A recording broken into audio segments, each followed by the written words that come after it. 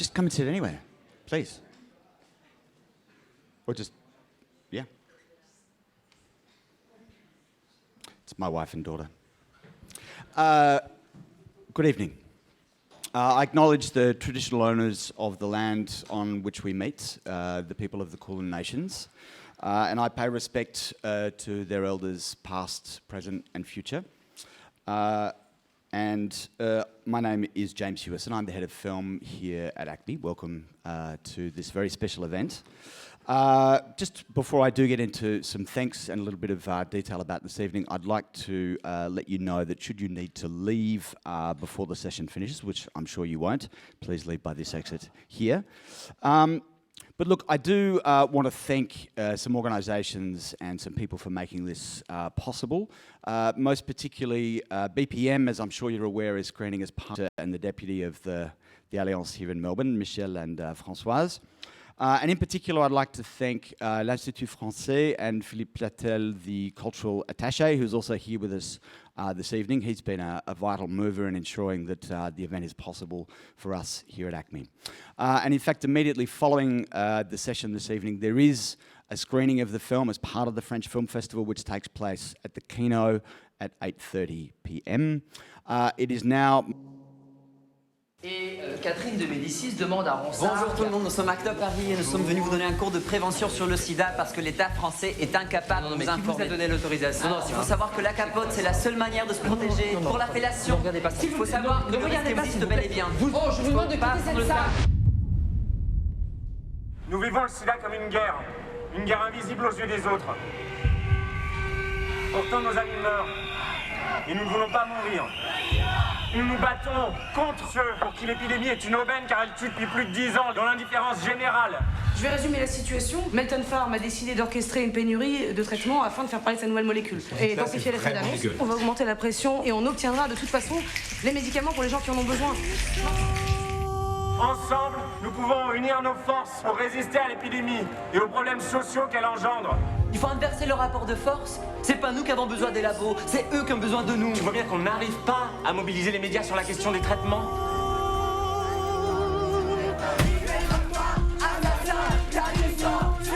Ensemble, nous pouvons construire une communauté capable d'adopter à l'égard de la maladie une attitude positive. Tu te rends compte que je t'ai jamais demandé ce que tu faisais dans la vie? Bah moi dans ma vie je suis séropo, c'est tout. Voilà quand ça se résume.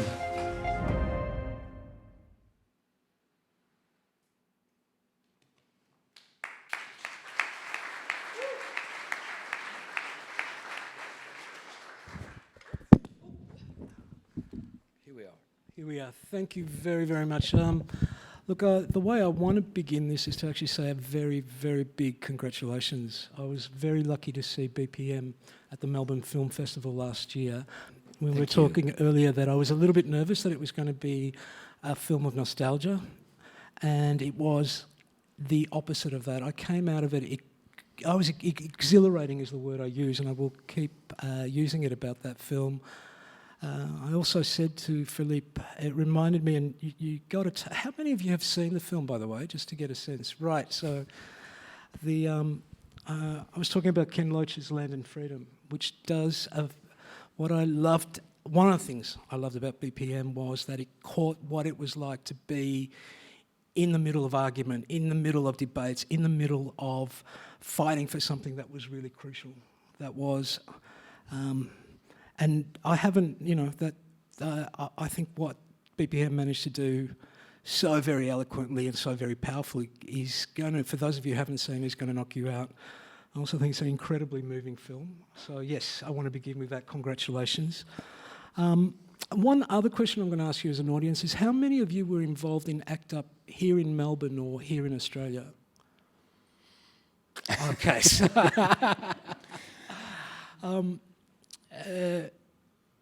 Philippe, the reason I'm asking that is we were talking in the spirit of the film. Feel free to interject, partly to if you think that there's something that's said that you want to pick up on or you think is a misreading maybe of history. Just especially since I feel quite insecure with my English, so if you don't understand, just be an activist and And to talk, so to put it into a context for an Australian audience, Philippe, how did you get involved in ACT UP, and what was the situation in France? I am HIV positive since '86, so I was 21 then.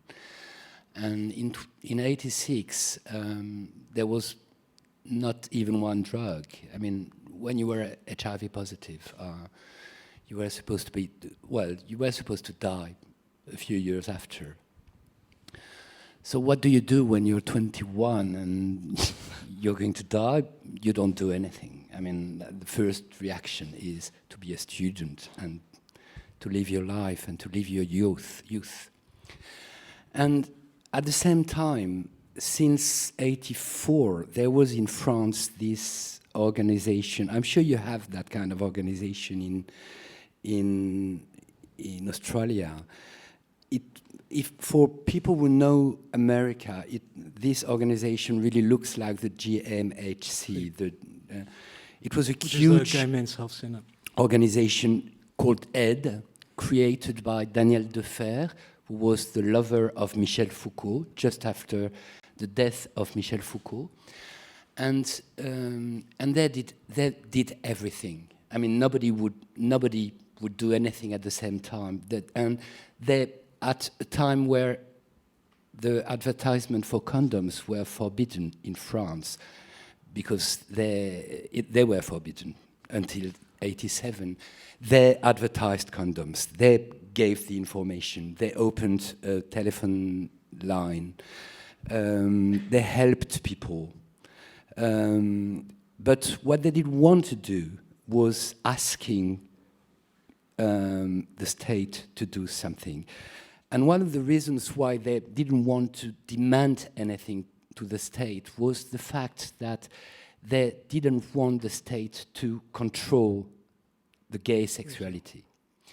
And so ACT UP was created against this idea. When ACT UP was created on the model of ACT UP New York, but in France in '89, the idea was if we don't ask, if we don't demand anything to the political powers, to the economical powers, we're going to die in the silence, and nobody cares when a gay man dies, when a prostitute dies, when a drug user dies.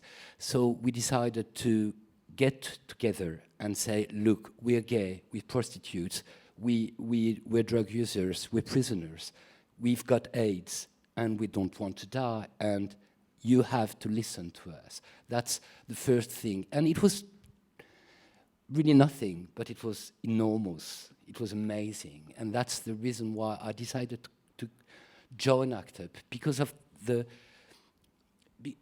that. It was nothing, and it was huge, because it was really the first time people would say, I am gay, I am HIV positive, and I am responsible for my life. And what was the relationship of the state to ACT? Like, how did they respond to ACT UP? The reason I'm asking, and this is where people pick me up, and Wayne, particularly because you were part of ACT UP Melbourne here. Maybe you should answer for ACT UP Melbourne. Why not? I remember the first few years of the crisis, and there was that homophobic reaction, but we very quickly, it seemed to me, and to put in a context, I knew lots of people who were involved in ACT UP here in the city. I wasn't a member. My partner was a member. There seemed to be a great change that happened politically towards the end of the decade. And I was saying to you, Philippe, I remember my first time I ever went to France was in 1991, and I was there at the time in Paris of the Gay Pride March, and I actually marched with ACT UP. So maybe we met. I think we may have met. But it was the last time, and I really mean this, I think it was the last time that I felt a confidence about being of my country, because we'd had some of the best, and it came from the activism. It came from people like from the ACT UP. It came from the community health centres, the AIDS councils that were set up. But we had some of the most progressive infrastructure in terms of dealing with the disease in the world at that time. It's the last time I really felt that pride. Was there a kind of a similar turn in French politics? Not really. Well, it's interesting that you say that, because last week I was in Carriage Works in Sydney, and I met an ACT UP activist from Sydney, an old ACT UP activist. I mean, an activist of the 90s. And he was just speaking about the fight against the pharmaceutical companies, the drug companies. And which I understand, of course, for those who have seen BPM, it's a lot about fight against the drug companies to obtain different trials, different drugs and everything. But on the other hand, it appeared to me that the fight against the political power was not as strong that it used to be in France. I mean, during the 90s, well, the 80s, let's say the 80s, in France, the power was socialist. But the tradition of the Socialist Party in France is really labor, and they didn't want to hear about minorities. I mean, it's not the left tradition of the Socialist Party in France. And so we had to, when we arrived, we said that if there should be a leftish politics, it should be with a convergence of the workers' problems and the workers' questions and the minority questions. And they were hard, well, they didn't want to hear about that. I mean, one of the reasons why it was so long in France to have a prevention, a real prevention, was because it would have been talking about sex and talking about gay people. And they just didn't want to hear about gay people. First time in France, we had gay people in an advertisement, a public advertisement, was 93, I think. Okay, so and they were supposed to be gay. It's what they told us. One was called Dominique, and he was speaking about somebody called Pascal. For people who don't know, Pascal and Dominique could be the name of a man or the name of a woman. And I remember saying, look at the actors you've chosen. They don't even look gay. Well, to be honest, I've been married for 10 years, my companion for 10 years. 10 years after that was one of the actors, but I couldn't. And he looked more gay than in the ad, definitely. I have to, I'm just hearing about that. One of the things I've always, as an outsider when I've gone to France, that I don't quite understand, and I'm just wondering what the relationship was with the queer communities, with HIV and AIDS, is the relationship to the Catholic Church, because you have that, that's very important to it seems to me, to the French understanding, that secularism, but the power of the church, and I witnessed it because I was there. Would you say it's more important in France, the power of the church, than in Australia? Yes, I would say. I think that there has been different waves in that history, but I would say in my observation, it felt that we never had a church. I don't know if it's a Catholic church, but I've never seen a church in France with that big poster like the church here saying refugees fully welcome, refugees fully welcome. I've never seen something like that in France. And I regret, especially since the Catholic Church has a great power in France. Oh yeah, it was just something that when I heard you talking, just listening to what you were saying, I think it is an interesting aspect of French society that I still haven't, you know, maybe I won't ever understand. My friend, how did it come about that you and Rabanka, who is the director of the film, who I think is a terrific director working at the moment, I thought Eastern Boys was Yeah, you stunning should see piece. it if you haven't seen it.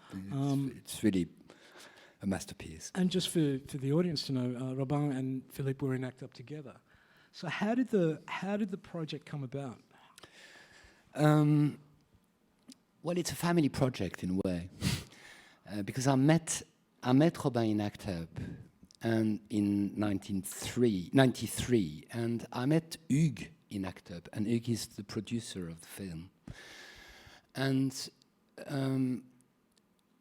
the question of representation of AIDS and of HIV positive people and of gay people were always in our discussions in ACT UP.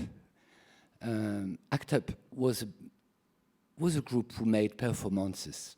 And well, the idea was, look, we need the medias, and the medias don't have any images for AIDS. So we're going to give you images, and we're going to make performances. And the medias hated us, but loved us for the same kind of reasons. So debating in ACT UP was debating about images.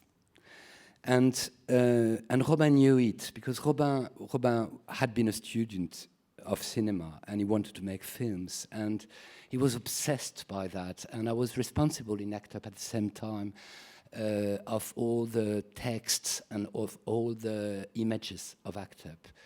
So it was a discussion we had all the time, and Robin had always said one time, or sometime, I will make a film about that. And we tried. We tried at the end of the 90s. Robin called me and said, look, I have a title. I don't know what it's going to be about, but I have a title. It will be called Drug Holidays. And let's write about it. Great title, by the way. So we wrote a script, which was quite a bad script, and no producer would produce it, except that, in a way, it's the first essay attempt for Eastern Boys. And after Eastern Boys, Robin and Hugues said, no, it's time. 25 years after what happened to us, it's time. Maybe it's time because 25 years is enough to forget. And 25 years maybe is enough for sadness to find the kind of expression, the right expression. And they called me, and I said, okay, it's time. Let's go. Let's go. And the very first idea was a pure concept. It was to stay in the black box of ACT UP. And the black box was the meeting room. And so we began by that, by something which is, you were right. I was so pleased that you were speaking about London freedom, because in my idea, the perfect model was that central scene in London of freedom, where they all have to negotiate. And it's pure, well, this idea of a conflict between people who share the same fight is my conception of politics.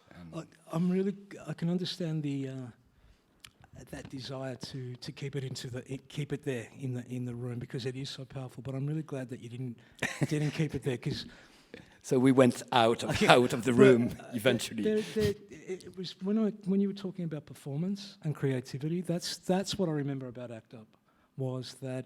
Why didn't you go? Why didn't you go to ACT UP? Oh, now we're getting to personal. Why not? Especially since your boyfriend went there. Oh, well, this is a little bit of a personal aside, but it was just about keeping. I knew that it was really important. I mean, it was important to both of us. Clearly, we were two young gay men at a time when friends were were dying. I mean, it was, so the politics was very close to me as well. But it was just I also thought that, and because I was negative, and that was part of the politics, and BPM does deal with that too, kind of the context between the positive members and the negative members of the group. And also, it felt like it was something that Wayne wanted to do, and I had if you like, an associate role. And I think probably at the time too that there was an investigation politically I wanted to do around migration and around those questions, and I felt that, not that they were outside of ACT UP, not at all, but that it was probably because things were so crucial, you know, that wasn't the focus. It shouldn't be the focus of ACT UP. So I made that choice. But I would certainly say that when you talked about performance, I remember the posters. I remember posters coming around this city of two men kissing, and how powerful that was. I remember the kissing it was at Burke Street, and just where, you know, same-sex couples took over Burke Street and were kissing, so one of the central downtown streets. And those were huge actions. And in seeing the film again, or seeing the film, it reminded me that actually those forms of politics, I think, have been really influential to the left generally. I think that performance side of ACT UP, and I hadn't really thought about it until I came out of BPM. Was it so new in Australia? It's a real question, because in France it was completely new. Daniel Defer, who created the organization I was speaking about, always told me, I never thought that ACT UP would be possible in France, because it was so American. And in America, ACT UP was new, but in a way it was less new, that kind of performance, than it was in France, because we never had that kind. In France, we believe we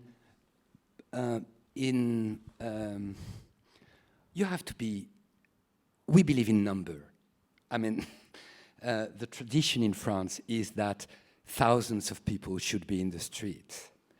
And suddenly we came, and we were so young, we didn't know how to do anything. And it was so powerful, because it was a pure question of empowerment. You realize that you can be free, and you can enter in a government place, and you can block the streets, and you can do anything you want. And it's that kind of disobedience was not in the tradition of France, and it was completely new, and it helped, it informed all the mobilizations that happened later in France. I mean, the migrants mobilizations, for instance. The idea was, you are a migrant, you don't have any papers, so you have to hide yourself. And suddenly, migrants would say, look, I am in the street, I don't have any paper, and I say, and I have to speak for myself. And I thought that was quite an Anglo-Saxon, maybe it's ridiculous to say Anglo-Saxon, an Anglo-Saxon tradition. So I wanted to ask you if that kind of mobilization, that kind of technique was Australian. Look, it's a really good question, and I'm just cautious.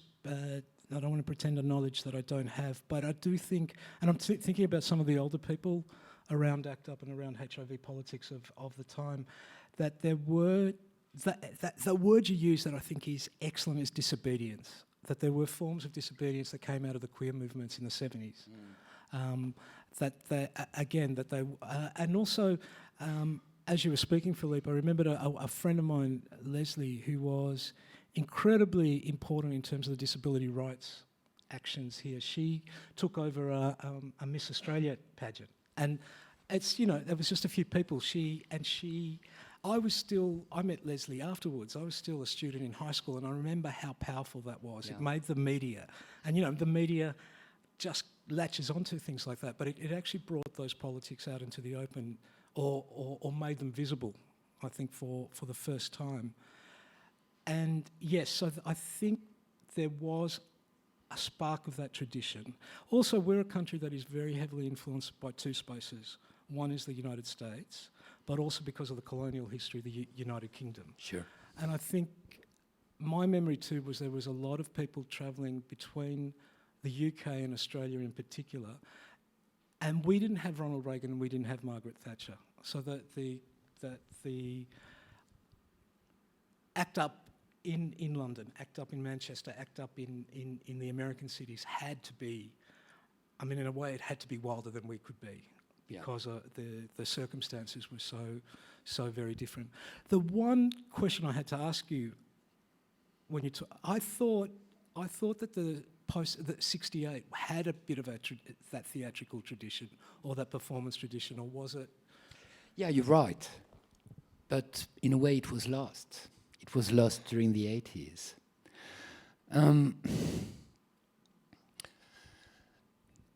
When I was in ACT UP at the beginning of the 90s, I was always asking, where are they, our brothers and sisters? We were activists during the 70s. Well, one of the answers was they were dying, and they couldn't come. But the other answer was that they had to change completely the paradigm. I mean, the paradigm of liberation, because they wouldn't come. They wouldn't come to ACT UP. The paradigm of liberation was to say to the doctors, you don't have anything to do with us. I mean, you don't have anything to do with our sexuality. To say and suddenly, with AIDS, we had to go back to the doctors. And it was a complete change of mind, and they couldn't do it, because I'm quite sure, maybe I'm wrong, but I'm quite sure that you have one big fight in your life. It's really hard to change completely your way of thinking. And so they didn't come. They didn't come, and most of the traditions of performance were lost during the 80s. They were the winter years. The Socialist Party was at the government, and he became a right-wing party, definitely. And they really were, well, there was nothing. There was nothing. It's hard to understand, especially since it was my youth years, and I love them, and I really love them. But politically speaking, it was the let's say bye-bye to the 70s years. I think one of the things that is, and maybe it is an Anglophonic tradition, but one of the differences that I observe in France, but also across Europe, and particularly in Greece, because that's where I have the greatest relationships, or the strongest relationships in Europe, is we have a Labour Party, which is more akin to the English Labour, the British Labour Party, but we don't, and we did have a Communist Party, but it never had the force or strength. Yeah. Socialist politics were very, very different here. So I was telling you that story. I was 17, just before kind of the knowledge of of HIV, and I was a member of a Greek communist group here, youth group here in Melbourne, and a friend and I wanted to set up a lesbian and gay support group within this Greek communist group. And so we went to the meeting and said, this is what we want to do. They said, you've got to leave for 20 minutes, we're going to discuss it. They called us back in, and then they went, right, homosexuality and lesbianism, they're bourgeois deviations. When the revolution comes, you will no longer have the need to be homosexual. And I'm using that because I think I think that was a tradition, such a strong tradition in the left in Europe. And in trade unions in Europe. Which maybe we're not that, I think having that connection to Greece made me very conscious of it. And so I think that also inflected the kind of politics we had here. I mean, one of the great things about BPM I loved was that it is so into bodies, it is so into sex, and it's so into dancing. Because that I think was the another thing about ACT UP that I loved was that we the people, they had to deal, as you all did, with these life and death. It was, but the keeping pleasure at the forefront of the politics was always an important thing.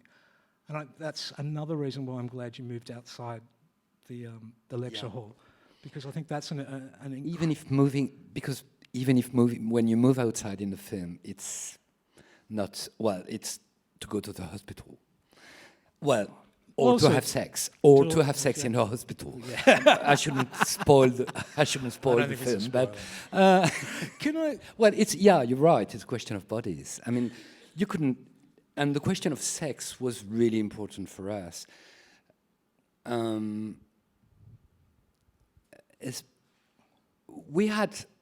It was a real question for us.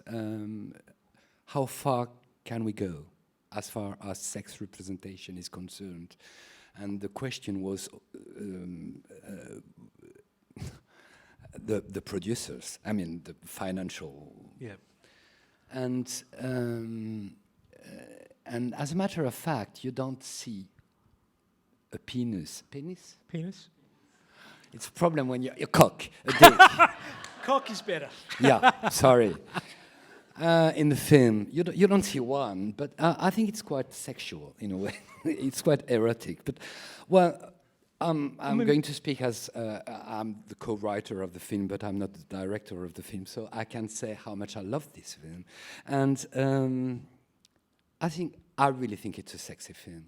I think it's a sexy. Even in the discussions in the meeting room. Yeah. I mean, and it's.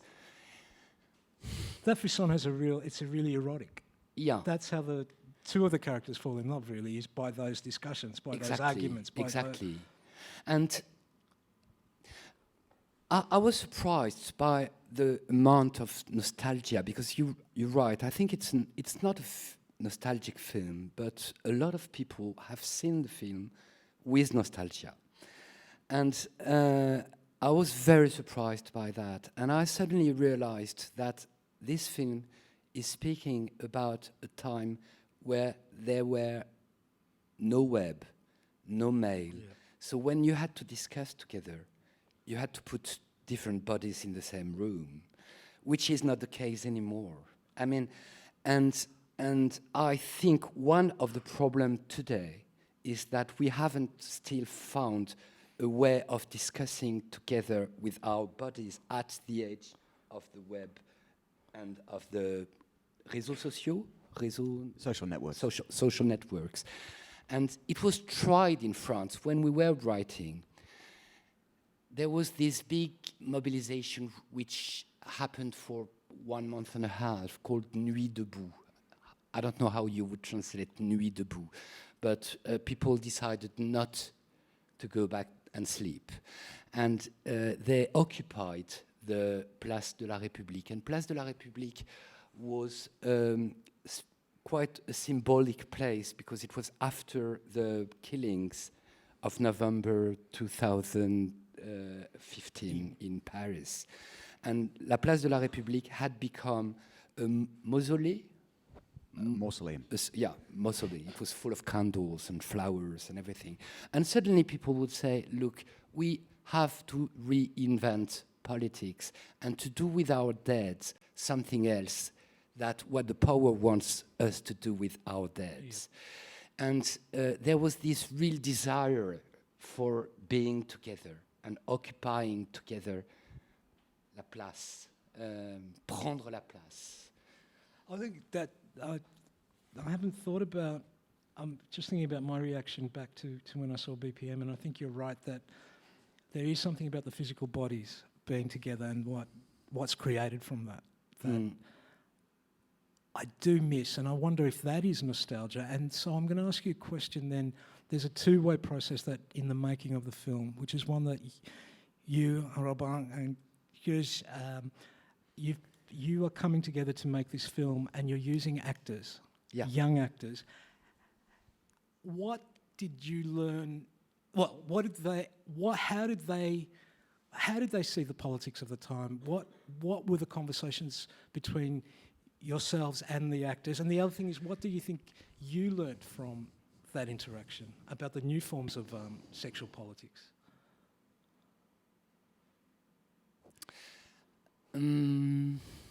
Okay. I'll answer about a few stories, and you have to stop me if I'm too long. I'm not going to stop you. So we had a script version 1, and Robin decided to begin the casting. And it was so incredible because nobody has asked for gay and lesbian actors. So all the French new actors would come. And there was real difference between the heterosexual actors and the gay and lesbians actors. The gay and lesbians actors would know by body exactly the right modulation. They could improvise. And the other one couldn't. Which means that it's an experience. It's an experience of playing, sometimes more feminine, sometimes more masculine, changing your gender, changing your way of fighting, changing your body. And they knew it by experience. And at the end of it, all the actors are gay and lesbians. So that's the first thing, which had not been decided before. The second thing is that with this version, when they were casted, we all went in an amphitheater in a university, just like in the film. And we spent 4 days with them, and they would improvise. And it was so moving, because they could find the words we had found 25 years before, maybe with a different syntax, but they knew exactly what to do. And even the one who plays the drug company boss could found the words. And it's quite funny because he's one of the leaders of the trade unions of the actors in France who plays the boss. So he could find the words quite easily. From that experience. Yeah, from that experience. And so it was incredible. Well, at the beginning of those four days, because after those 4 days, we had a 1 month session of rewriting the script with their words and their ideas. And at the beginning of the 4 days, I had spent just 2 hours talking to them and saying what their lives are. So you go to the hospital twice a day.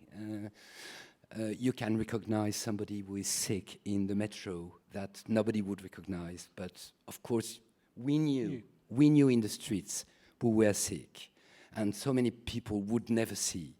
So I explained that to them, and they recognized everything. After that, at the beginning of the shooting, it was a pure question of costumes. I mean, they had, do you say Jean 501? Levi's 501. GN okay, 501. 501. They had those Levi's 501, except that the Levi's 501 of 93 are not exactly the same Levi's 501 as of today. And suddenly they had those jeans, and I watched them walking, and their body had changed. It was ours. I mean, it's incredible. It can affect 1 centimeter of jean can affect the way you move, and it was so moving. They're incredible. Most of them are activists. And that's one of the reasons why they found so easily the words. I was going to say that makes sense to give the authenticity that it has in those scenes. Bringing to that then, Philippe, and also because you work as an educator, that's a really it's my job. I teach life. literature. So, what are the changes that you see now in queer culture in your country, And I'm thinking about it in relationship to this project called Europe that you're part of as well. What was the question? Okay, Sorry. Yeah. I'm fascinated to know, coming from you, we're talking about these young people, I want to know, what are the politics, how do they live their queer sexuality now? What are the politics of their sexuality? One of the major changes that I have seen just as a visitor to the continent is, and it's a change that is happening, has been happening here, has been happening in so many places in the world, is the influence of migrant culture and kind of that influence of migrant culture, multiculturalism. The Paris that I visited in 1991 doesn't look like the Paris that I go to now, and I find that really exciting. But I'm just wondering what are the consequences for queer politics? Okay.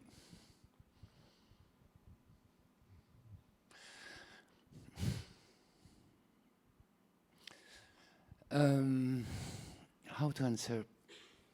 Maybe I will need a translator. Maybe you. If it's a question that's too... No, it's a difficult question. I mean, the tradition in France is supposed to be Republican, Universalist, which means that we are not supposed to be multiculturalist. And there's a huge tradition in France anti-communities. There's a méfiance à l'égard des organisations communautaires. A suspicion, ultimately. Yeah, towards the community organizations.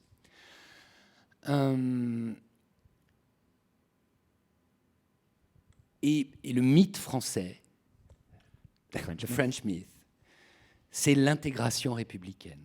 Et donc la négation des différences culturelles. Sorry. The French myth is the republican integration and the negation of cultural differences, which in a way is, well, it could be great, but it doesn't work. I mean, French universalism is the universalism of the white, male, heterosexual. Well, your question was about queer. No, but I think...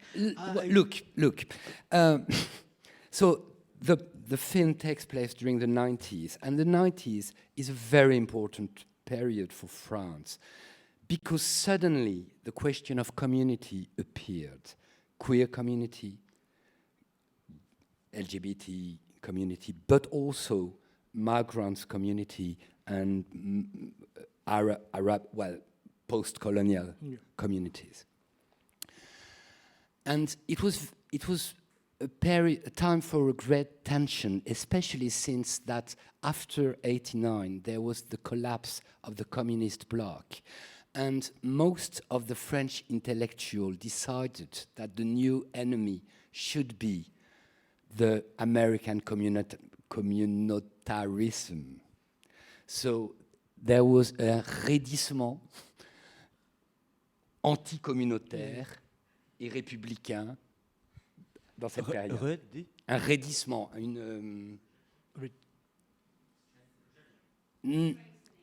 a strengthening anti-communautaire. Where am I going? I know where I'm going.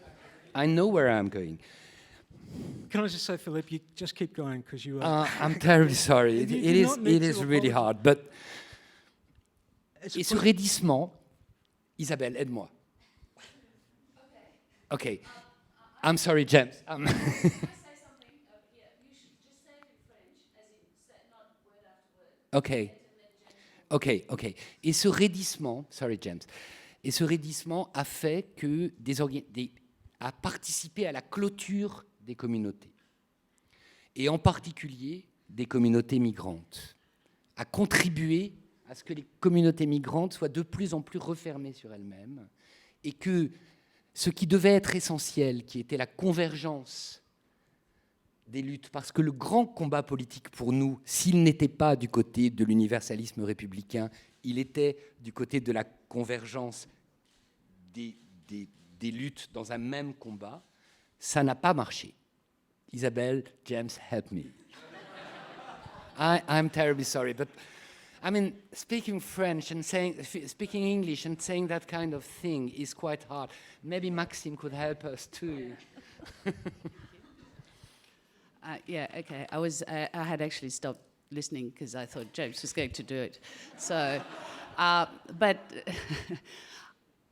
clearly, what was happening then was that the great combat, the great fight, was to combat and to fight this universalism that France had been dreaming about for centuries, which was, I mean, it's the, as Philippe was saying, it's the 18th century male, white Voltaire. It's Voltaire, okay? So we are France, and if you want to come, we love you. We love you, especially if you're different, but only if you are like us, if you become like us. As soon as you start becoming different, queer or post-colonialism Arabs, dare I say, or even Muslim, dare I even say, then there is a huge problem. So the problem, the big crux of the 90s, especially for ACT UP as well, was to actually find its place in there. Is that okay? Yeah. Is that what you said? Exactly. I thought so. Alors, je vais continuer en français. Oui. And you'll understand why I said that.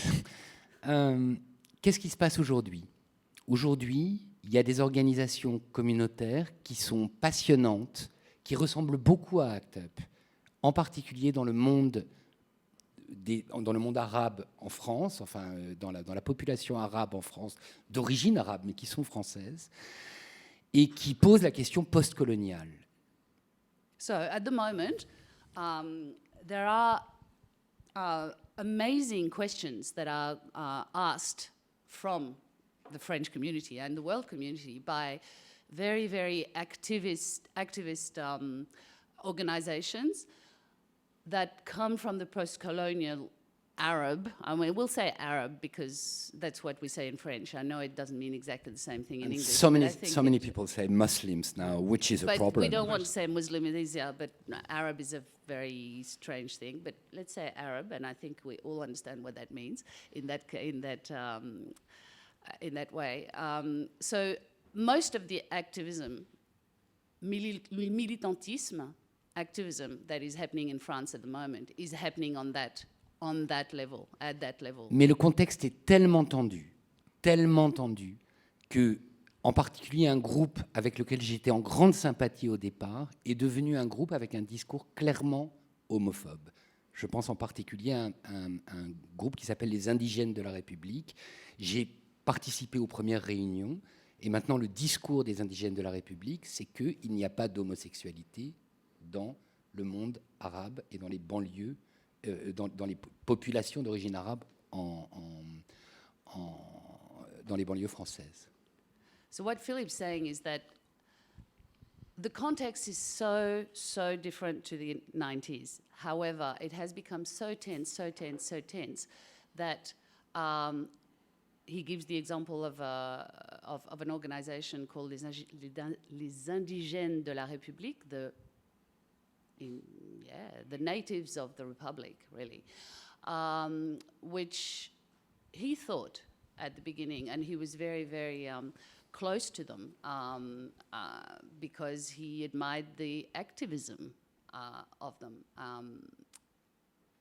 He's just realizing that now they have become incredibly homophobic because in the Arab world, homosexuality cannot happen. So what I think the answer to the question is that... Thank you, Isabel. Sorry. She's answering for me. No, I'm just gathering everything together, hopefully. Is that while activism has definitely evolved, it's still the same activism. However, the context is so different that it cannot be the same activism anymore. And I'll finish the answer, and after it's your turn. But, well, after the film, because at the moment, so many people, so many gay, I would say gay more than queer for so many gay people are now involved in right-wing movements because of that kind of tensions. I mean, to be Republican means to be anti-Muslim at the moment in France. And to be Republican means to love gay and women against the Muslims.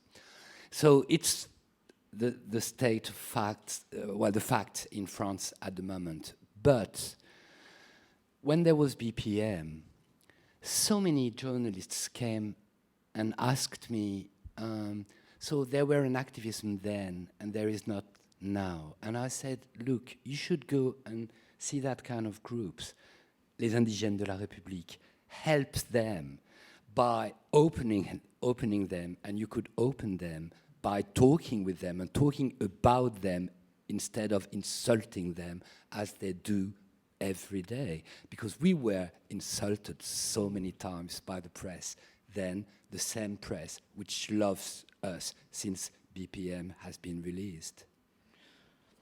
Firstly, I want to say thank you, and Messi, and I But we've not spoken about you. No, no, it was. I'm just thinking because Philippe, I think it is such a difficult thing to speak in a language that is not your first language about these things, and I appreciate it. It just reminded me. I was a few years ago. I was in Greece, and it was the first time I'd been invited to Greece to actually do what you're doing now about a book, and my Greek vocabulary is about the level of a 13-year-old, right? And so I was asked, a question about psychoanalysis and politics, and it was like fucking digging in the earth to get an answer. So I think you've done, I understand completely, and I feel sorry that I put you through that. But I'm also glad you answered, because I think those politics, they are clearly very, very different, I think, in terms of the French context and French politics and the history of the Republic. They're also very, very different because of the nature and the politics of something called Europe. And I think those tensions are being played out every time I go to Europe. I see those tensions being played out in different ways. They're played out in different ways in the East, in the South, in France, in the UK. But part of it, because we met a little bit earlier and we were talking, two French books that made a really big impression for me, and this is where the question came from, were Return to Reims, which was Didier Eribon talking as a gay man and an academic, a Foucault scholar, who's that? Going back to the working class town he was born in, and just realising that a family a history that had been left-wing was now completely, they were all voting for Le Pen. And Edward Louis' The End of Eddie, which is a French novel about a young gay kid, queer kid, who grows up in a northern working class town. What really struck me... Were they both translated into English? They were both translated and published in Australia. And published in Australia. Okay. And I think that's interesting. If you don't know those books, I would recommend them quite highly. We've had a discussion about. I'm not sure of Edouard Louis. But the reason, what really struck me about it was that the multicultural, because I'm going to use that word, right? Because that's a word I would use. The migrant voice is completely absent from the discussion of what it is to be working class. And that feels very peculiar to me. And so I understand your anxiety, but I would say that I feel that it's exactly those voices, whether in class politics or whether in queer politics, or that are a promise of something exciting to happen. Yeah. Or am I being too optimistic there? No, you're right. But for interesting reasons, and you have a lot to learn. You have to a lot to teach us. The migrant voice is never seen as a working class voice. I mean, it's always seen in France as a migrant voice. And the idea that that the working class today is migrant is never really thought. And it's a real problem. I mean, maybe the French people in the here could help me in answering, but it's weird. I'm talking about I could just continue talking to you for all night, but thank you so much. Thank you, thank Philippe, you. And I want to open it up to you guys to ask asking questions, which I haven't done. Obviously, if you could put your hand up and we can give you a microphone. A mic right here.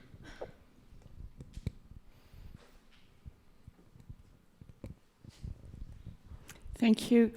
I just want to know, regarding ACT UP, what is it like nowadays? Does it exist still? And how much is it involved into... nowadays, there's no publicity for protection against AIDS, and apparently it's coming back in some regions of the world. So does it still exist, and what does it do? Well, in Australia, ACT UP doesn't exist anymore. And I think partly that was because the politics changed quite rapidly in the late 80s and early 90s. I was saying that I felt actually quite confident about where we were as a society back then. We had some of the best safe syringe needle practices in the world, for example. I think a lot of the politics of HIV and AIDS moved into the AIDS councils and those community centres. I was interested to hear that Paris ACT UP is still going. Yeah, so it does. Alors, just before BPM, there were 15, which is very small. And so many people from ACT UP, so many ex-activists say ACT UP should stop. I will never say that. I mean, as far as there are people who find ACT UP useful to them, it should go on. The real difference is that when we made ACT UP, we were HIV positive, or we were the first population living with AIDS. And the people in ACT UP now are not the most exposed, because the most exposed are more precarious people in great precarity. So it has changed a lot. But after the success of BPM, suddenly every week hundreds of people came to ACT UP and said, look, can I help? Can I do something? And they don't really know what to do with them, which is... Let's talk about cinema and the power of cinema and the magic of cinema.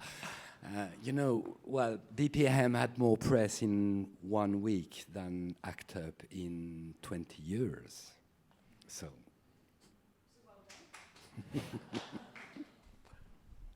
I was going to ask about the duration of ACT UP in Paris, like when it began and when it ended, and you've just answered that.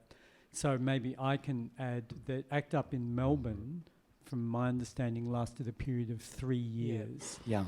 And it shone very brightly and then dissolved. And that was in the period which I assume is the same period depicted in the film.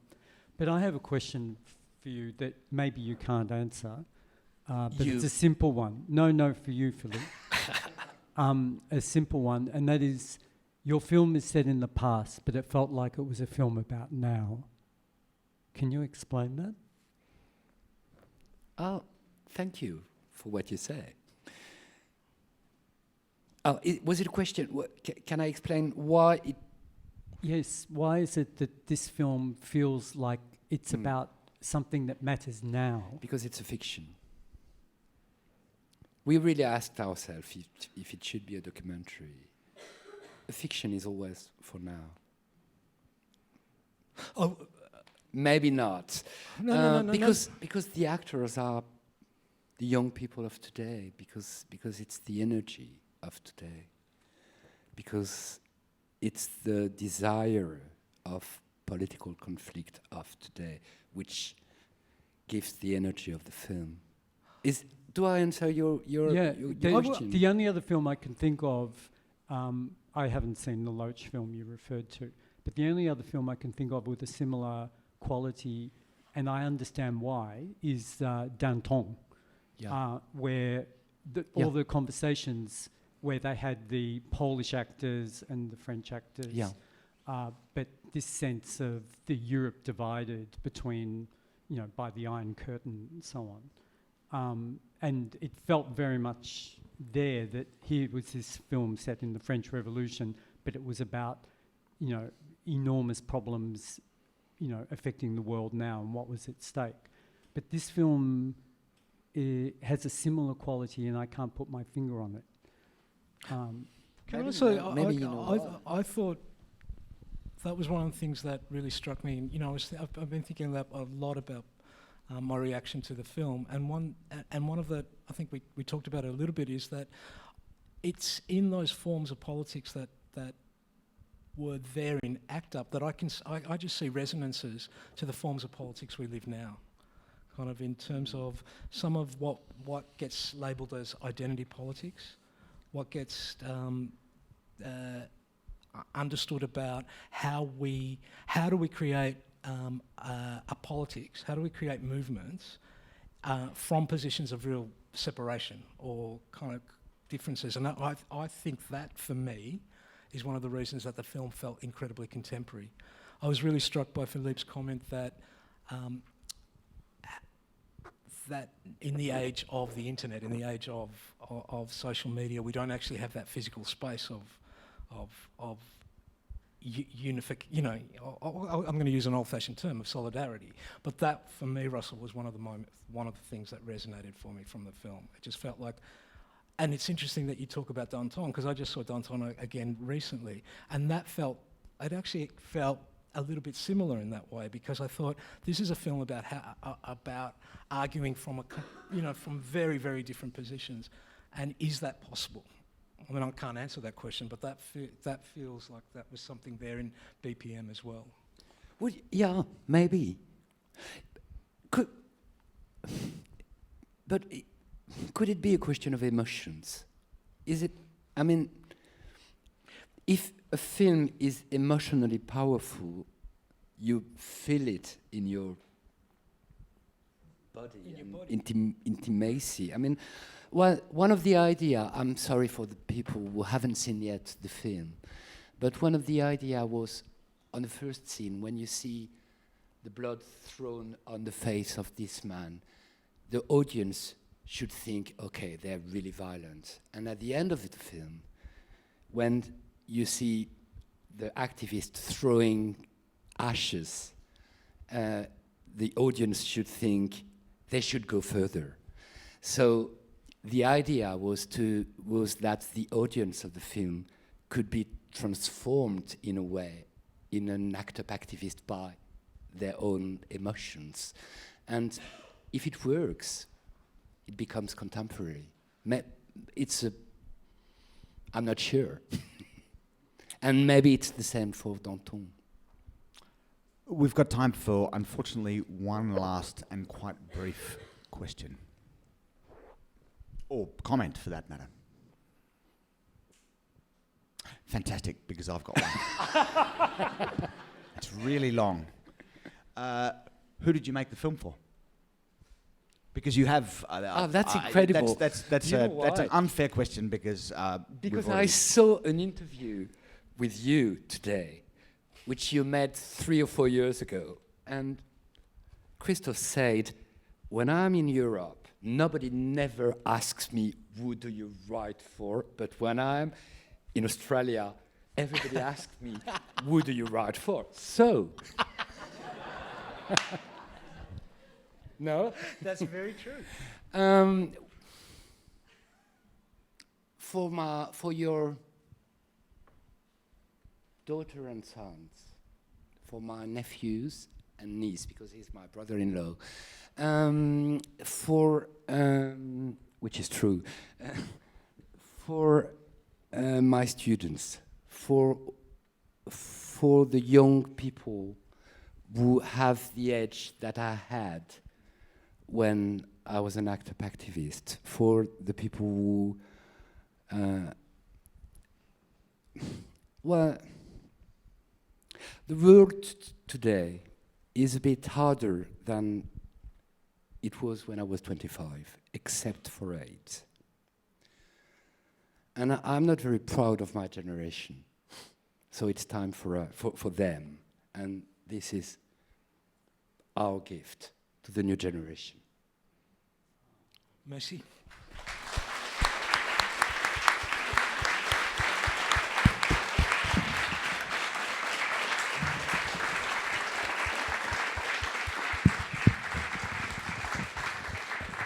Thank you, Philippe. Thank you, Philippe. Thank you, Christos. And of course, once again, the film is screening. The film is screening as part of the Alliance Francaise French Film Festival. There is a session at 8:30 this evening, plus a range of others. Hope to see you at the screening. And the film will have then a subsequent release in cinemas. Thank you once again. Cheers.